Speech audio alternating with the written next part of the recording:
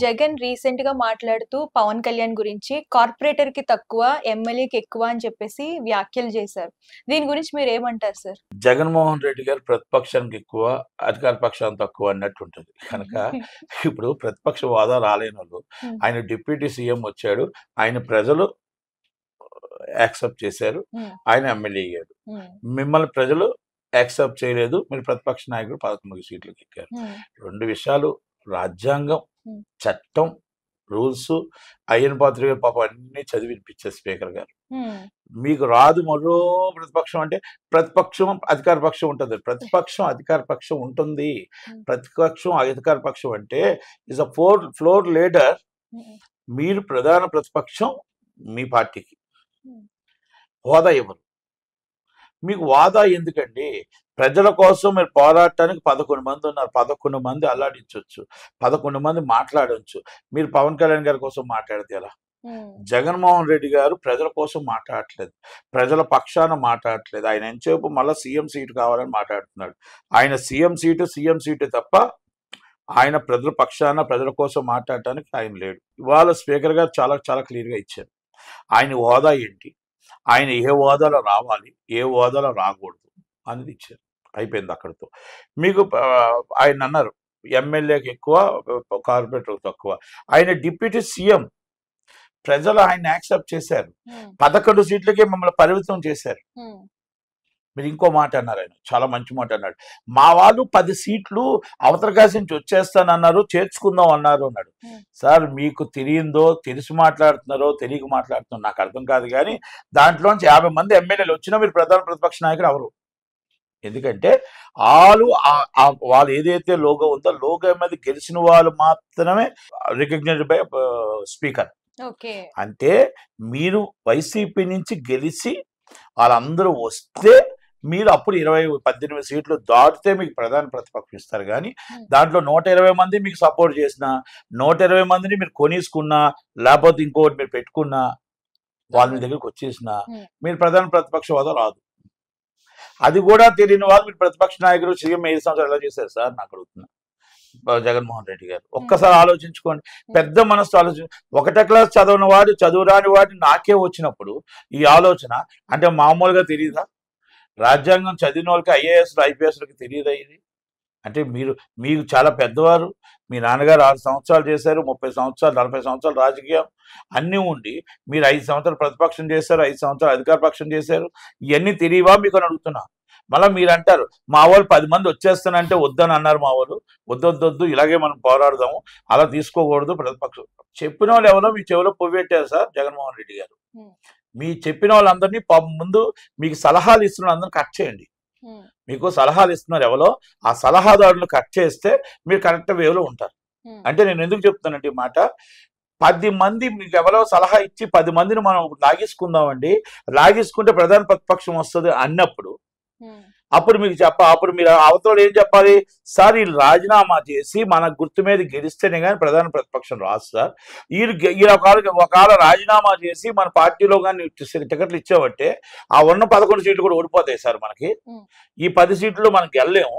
అంతే కదా? అవును. అంటే ఇక్కడ గెలాలి. హ్మ్. అంటే గెలిస్తేనే ప్రధాన ప్రతిపక్షం వస్తుంది. హ్మ్. మరి అది కూడా తెలియకుండా దాంట్లో జంప్ అయిపోతే ఎలాగొస్తారు? ఈరోజు అక్కడ లిస్టు ప్రకారం పలానా 164 సీట్లు కూటమి అభ్యర్థులకి వాళ్ళు రికగ్నైజ్డ్ బై స్పీకర్. హ్మ్. 11 సీట్లు రికగ్నైజ్డ్ బై వైసీపీ. ఒకవేళ మీ వాళ్ళందరూ అటు వెళ్ళిపోయినా హ్మ్. ఇటు వచ్చేసిన వాళ్ళకి రికగ్నైజ్ బై రాజీనామా చేసిన తర్వాతనే స్పీకర్ లిస్టులోకి వెళ్తుంది. అతను ఎలక్షన్ కమిషన్కి వెళ్తుంది. ఎలక్షన్ కమిషన్ నోటిఫికేషన్ ఇస్తారు. కనుక దయచేసి జగన్మోహన్ రెడ్డి గారు మీరు మాట్లాడుతున్న మాటలు జనాలు చూస్తున్నారు, గమనిస్తున్నారు. కనుక మీ సలహాదారులకి మీరు గట్టిగా చెప్పండి. మీరు ప్రెస్ మీట్ పెడుతున్నప్పుడు ఇలాంటి అభాస్పాలు అవ్వద్దు అని ఉద్దేశం. ఎందుకంటే మీరు ఓకే పవన్ కళ్యాణ్ గారిని అన్నా కూడా ఆయన పెద్ద పట్టించుకోడు. ఎందుకంటే ఆయన deputy CM and already Panchayati Raj శాఖ మంత్రి. మీరు ప్రతిపక్షంకి అటు ఇటు కాని పరిస్థితుల్లో 11 సీట్లతో మీరున్నారు. కనుక ఆయన అనొచ్చు ఓకే ఇది రాజకీయ వైరం తప్పలేదు. ఎందుకంటే రాజకీయంగా మీరనే రైట్ ఆయనకుంది, ఆయన అనే రైట్ మీకుంది. ఎందుకంటే వ్యక్తిగత దోషం మీరు ఎవరు చేయలేదు కాబట్టి ప్రాపర్లీ ప్రాబ్లం హ్మ్. లేదు. కానీ రాజకీయంగా ప్రజల పక్షాన మీరు ఉండాలా? ప్రజల పక్షాన్ని మీరు మాట్లాడాలి. హ్మ్. ఈరోజు వాళ్ళు ఏమేమి తప్పు చేస్తున్నారో ఆ తప్పులన్నీ కూడా మీరు ఎత్తి చూపాలి. హ్మ్. దాన్ని మీరు వర్క్ చేయించే విధంగా చూడాలి. గుంటూరు మిర్చి యార్డ్కి వెళ్ళారు. మిర్చి యార్డ్ మా వాళ్ళే వచ్చిందన్నారు. సంతోషం వస్తే. అలా మీరు ప్రతి దగ్గర కూడా మీరు వాయించండి. హ్మ్. ప్రతి దగ్గర తీసుకోండి. ఇవన్నీ కూడా ఇప్పుడు మీరు మీ మీ హయాంలో 500 కోట్లు కట్టి హ్మ్. ఒక బంగ్లా కట్టారు. ఒక భవనం కట్టారు. హ్మ్. ఒక పలక్నామా ప్యాలెస్ లాంటి భవనం కట్టారు. హ్మ్. ఇది రుషికొండలో. ఈ రోజు దానికి నెలకి ఇంట్రెస్ట్ ఎంత అవుతుంది? గవర్నమెంట్ ఎంత ఇంట్రెస్ట్ పే చేస్తుంది? హ్మ్. ఎవరింట్లో సొమ్ము కాదు. హ్మ్. Is the public money. హ్మ్. మరి దాన్ని ఎందుకు ఇలా ఖాళీగా ఉంచాం? ఎందుకు రెంట్‌కి ఇవ్వట్లేదు? ఎందుకు టూరిజం పార్ట్స్ చేయట్లేదు? హ్మ్. ఆ టూరిజం మంత్రిని అడగండి. దానివల్ల ఇన్‌కమ్ రాకుండా మనం నెలకు వడ్డీ కడుతున్నాం. ఎందుకు కడుతున్నాం? ఎవరికైనా అద్దెకైనా ఇవ్వండి. లేకపోతే ఈ బిగ్ షాట్స్ ఉన్నారు. ఆ బిగ్ షాట్స్ అడుగుతున్నారు. వాళ్ళకి ఇచ్చేయండి రెంట్‌కి. ఇస్తే మనకు వడ్డీ అయినా కవర్ అవుద్దిగా. ఇయన్నీ నేను ఎందుకు చెప్తున్నానంటే, ప్రజల సొమ్ముని వేస్ట్ చేస్తున్నప్పుడు ఇది పబ్లిక్‌గా మీరు అడగండి. మమ్మల్ని మీరు కట్టామన్నారు. మీరు కట్టింది తప్పో రైటో మీరు దాన్ని ఉపయోగించాలి కదా అని అడగండి. హ్మ్. అలాగే మీ పరిశ్రమలు రాలేదు, ఉద్యోగాలు రాలేదు. ఇయన్నీ మీరు అడగండి.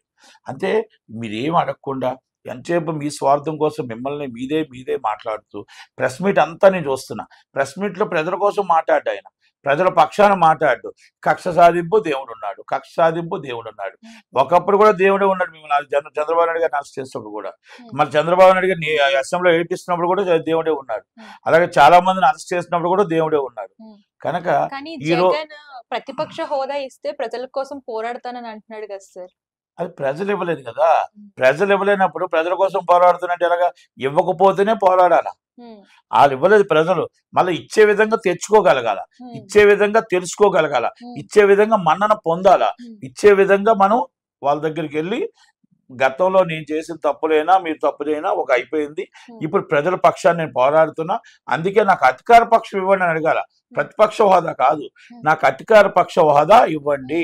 హ్మ్. నేను చేసినవి ఈ రోజు ఇగో ఇది చేశారు. నేను ఇది చేశాను. ఇదిగో నేను వాలంటరీ పెట్టాను.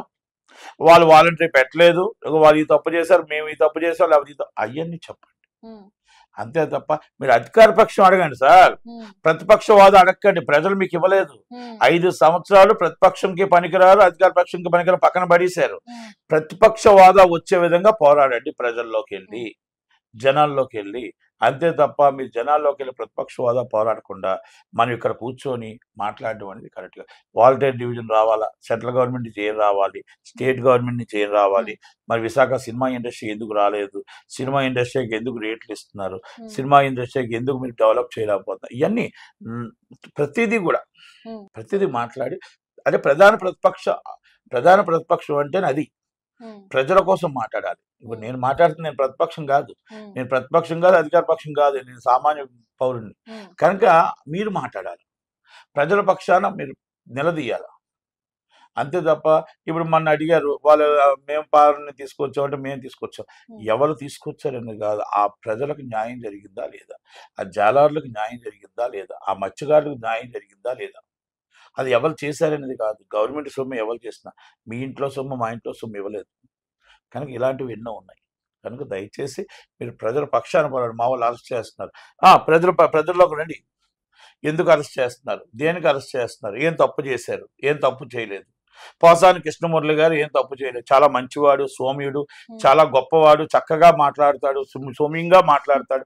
అసలు నోట్లో నుంచి మాటే రాదు అని హ్మ్. చెప్పండి. పోసాని కృష్ణమురళి గారు నోట్లో నుంచి మాటే రాదు.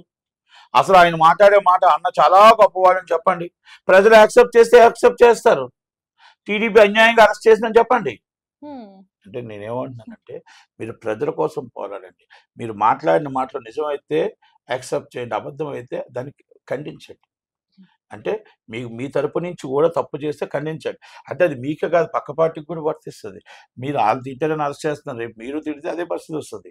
దయచేసి ఎవ్వలైనా సరే ఇందిర అంటే అందరూ ఉంటది.